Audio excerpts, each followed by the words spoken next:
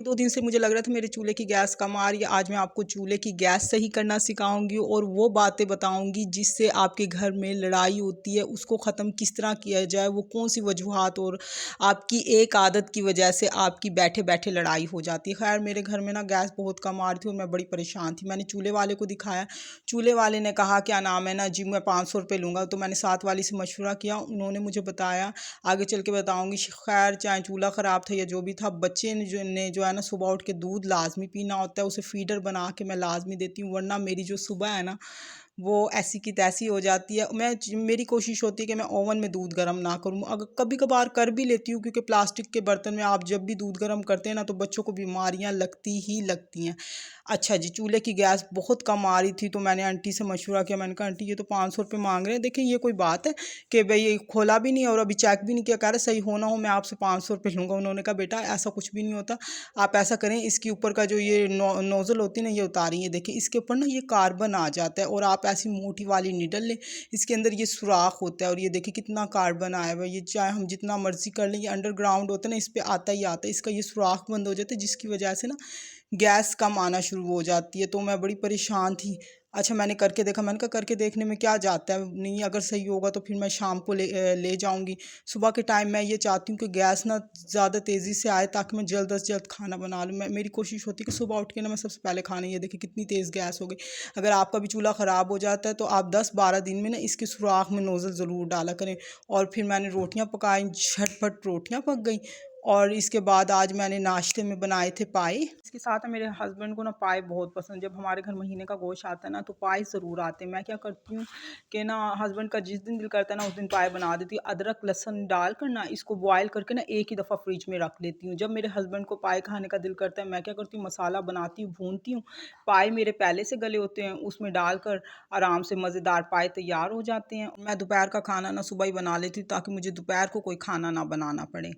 खाना बनाने के बाद मैं पढ़ती हूँ फ़जर की नमाज़ और नमाज के बाद ना मैं सूरत यासीन ज़रूर पढ़ती हूँ। मुझे पढ़ते हुए ना तकरीबन 20 साल हो गए। आप यकीन माने अगर आप अपनी ज़िंदगी में सुकून चाहती हैं ना, आपका हर बिगड़ा काम हो जाए, आप चाहती हैं आपकी ज़िंदगी में कोई तंगी ना रहे, रिज़्क़ की किसी भी चीज़ की हर चीज़ आपकी आसान हो जाए, तो आप सूरत यासीन पढ़ना शुरू कर दें। आप यकीन माने आपका हर बिगड़ा काम होता चला जाएगा। इसके साथ मैं नमाज़ पढ़ी थी, साथ ही मशीन लगाई आई थी और साथ ही सुबह इस पर उठ के ना सबसे पहले आपको मैंने पहले भी बताया कि मैं खाना बनाती हूँ। खाना बनाने के बाद ना साथ ही मैंने मशीन लगाई हुई थी, उसके अंदर एक-एक पोर कपड़ों का डाल रही थी ताकि कपड़े भी साथ ही, और मैं बच्चों को रोज़ाना कपड़े धो के पहनाती हूँ, फिर भी बच्चों के कपड़े मैले, बच्चे तो बच्चे हैं, खैर से बच्चों की साइकी को कौन समझ सकता है।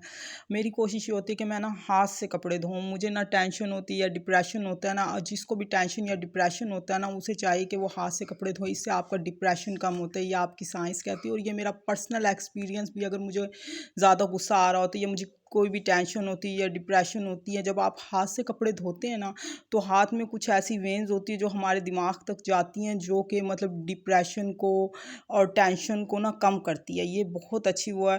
खैर से और मिडिल क्लास लोगों की तरह मेरी भी यही सोच होती है कि सरफ़ की बचत हो, और हाथ से धोने से सरफ़ की भी बचत होती है। मॉर्निंग काम कर ले तो ना एक तो आपको अपने लिए टाइम मिल जाता है, और अब देखें कल वाले कपड़े पड़े थे वो आज उतार के लाऊंगी और ये ऊपर डाल के आऊँगी।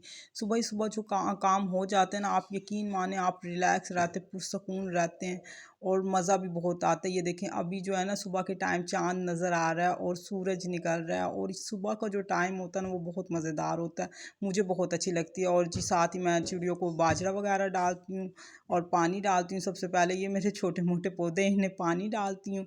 ये देखें ऊपर परिंदे उड़ रहे होते हैं और ये जी चिड़िया इंतज़ार कर रही है खाना खाने का। मैं अब चलती हूँ, अब मेरे बच्चे जा चुके हैं स्कूल। आज मैंने सफाई थोड़ी लेट की थी, आज मैं 10 बजे फ्री हुई, 9 बजे बच्चे चले गए थे। सबसे पहले अब हम अपने टॉपिक पे आते कि घर में बैठे बिठाए मियाँ बीवी की लड़ाई क्यों हो जाती। एक तो सबसे पहले ना आपने अपने वॉशरूम की सफाई का बहुत ख्याल करना है। हम वॉशरूम में ना शीशों की सफाई का ख्याल नहीं करते। आप हमेशा याद रखें, आप इसे मतलब तकियानूसी कहें या जो मर्ज़ी कहें, आप अपना जैसा अक्स देखते हैं ना आपकी ज़िंदगी वैसी हो जाती है। ये मेरा पर्सनल एक्सपीरियंस है। जब से मैंने अपने वॉशरूम को साफ़ रखना शुरू किया है, उसके मिरर का ख्याल रखना शुरू किया, यकीन मानिए आपके घर में जो जितनी भी नेगेटिविटी आती है ना वो आपके ना वाशरूम से आती है। ये तो हमारे कुरान पाक में भी है कि ना जिन्नात का बसेरा जो है ना वाशरूम है। अगर आप वाशरूम की सफाई का ख्याल रखना शुरू कर देंगे, वहाँ के मिरर का ख्याल रख, अव्वल तो कोशिश करें कि मिरर लगाएं, अगर लगाएं तो बहुत ख्याल रखें कि ना मिरर बिल्कुल मैला ना, और वाशरूम का जो फर्श है ना और टॉयलेट बिल्कुल नीट एंड क्लीन रखें। मेरे घर में ना अक्सर बहस होती है, मैं टॉयलेट की सफाई का बहुत ख्याल रखती हूँ, इससे बहुत अच्छा इम्पैक्ट पड़ता है। अच्छा, आप आजमा के ज़रूर देखिएगा और प्लीज़ यार मुझे कमेंट्स करके लाजमी बनाएं। अस्सलाम वालेकुम माय यूट्यूब फैमिली, क्या हाल है जनाब, कैसे हैं आप?